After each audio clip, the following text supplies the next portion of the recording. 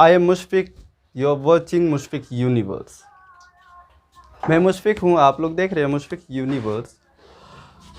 We are grateful the text book department committee for the preparing textbook such a short note, and we are also thankful to the Bihar State Textbook Publishing Corporation Limited for making best effort to flawless as possible. SCRT द्वारा एक book को select किया गया Bihar government के through. बात क्या है कि आसान भाषा में हम इसको ऐसे समझते हैं कि हमारे गवर्नमेंट स्कूल में, सरकारी स्कूल में पढ़ने वाले बच्चों के लिए इंग्लिश बुक को सिलेक्ट किया गया, जो 6 क्लास से चल रही है। रेडियंस उसका पहला पार्ट 6 क्लास से शुरू होता है। मैं इनके सारे पार्ट को कवर करने वाला हूं और आप लोग ऑनलाइन घर बैठे इंग्लिश को इम्प्रूव कर सकते हैं। जो वीडियोस मैं प्रोवाइड करूंगा, आप उनको बारी बारी पार्ट वाइज देखते रहेंगे और फिर अपनी इंग्लिश इम्प्रूव करते रहेंगे।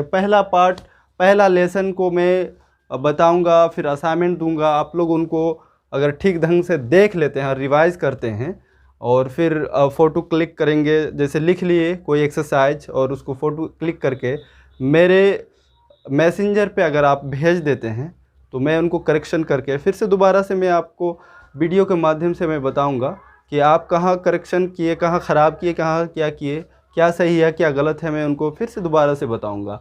तो चलिए आज समझते हैं कुछ छोटी छोटी बातों को जो शुरू पेज में दिया गया है। पहली बात तो यह है कि लेसन का पहला लेसन है माई मदर।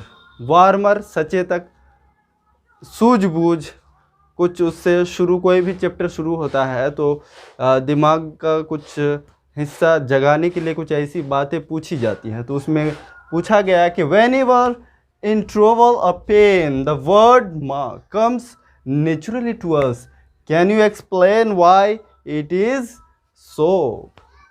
इसका हिंदी आप इस प्रकार समझ सकते हैं कि जब कभी आप दुख में होते हैं, परेशानी में होते हैं, नेचुरली प्राकृतिक तरीके से आपके मुंह से निकलता है माँ। तो ये क्यों होता है, आप इनको व्याख्या कीजिए। फिर यहाँ पर now read and enjoy the poem.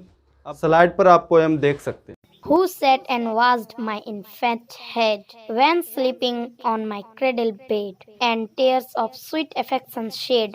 My mother, when pains and sickness made me cry, who gazed upon heavy eye and wept for fear that I should die? My mother, who ran to help me when I fell, and would some pretty story tell, or kiss the place to make it well? My mother, and can I ever cease to be affectionate and kind to thee, who was so very kind to me? My mother, ah no, the thought I cannot bear, and if God please my life to spare, I hope I shall reward thy care. My mother, when thou art old, feeble, and grey, my healthy arm shall be thy stay, and I soothe the pains away my mother. इसके लेखक है N Taylor. साथ ही साथ इसका translation Hindi में इस प्रकार है। मेरे पालने के बिस्तर पर सोते समय मेरे शिशु का सिर कौन बैठा और देखता रहा और मधुर स्नेह के आंसू बहाए?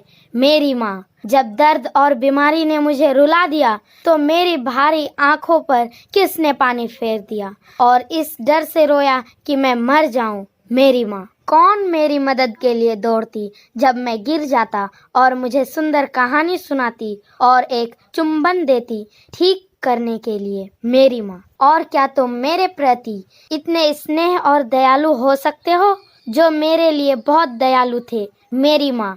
आह नहीं, सोचा था कि सहन नहीं कर सकता और अगर भगवान मेरे जीवन को छोड़ दे तो मुझे उम्मीद है कि मैं आपकी देखभाल मेरी माँ को पुरस्कृत करूँगा। जब तुम बूढ़े हो गए, बहुत कमज़ोर हो और ग्रे हो, मेरा स्वस्थ हाथ तुम्हारा रहेगा और मैं तुम्हारी दर्द को दूर कर दूँगा। मेरी माँ। अब आप उनको देखिए, उससे जुड़ी वर्ड को आप समझ सकते हैं। जैसे है glossary and notes, glossary and notes. तो ग्लोसरी पहला वर्ड है वॉच्ड। वॉच्ड यहाँ पर लुक या नोटिस्ड, वॉच्ड लुक या नोटिस, उसको निहारती थी, कहेंगे क्या, निहारती थी। वॉच्ड लुक्ड नोटिस किसको कहेंगे?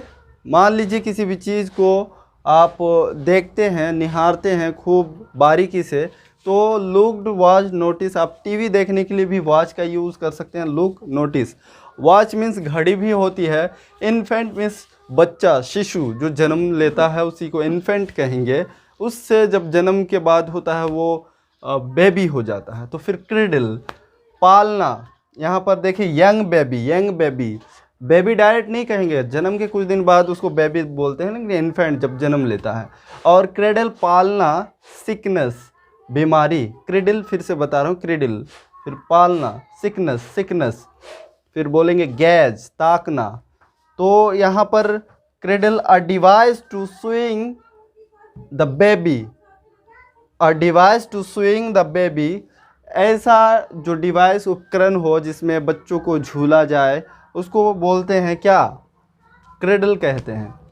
फिर है सिकनेस, बीमारी, सिकनेस को इलनेस कहते, बीमारी कहते। गेज, टकटकी लगा के देखना, एकदम बिल्कुल मैं आपको जैसे देख रहा हूँ, जैसे आपको देख रहा हूँ टकटकी लगा के, आप टकटकी बिना रुके, तो उसी को दूसरे भाषा में बोल सकते हैं कि look without a blinking, blinking, तो बिना पल के झपके उसको देखेंगे तो ऐसे बोलेंगे। गेज, प्रेटी, सुंदर, तो ब्यूटीफुल बोलेंगे, उसका दूसरा वर्ड है ब्यूटीफुल।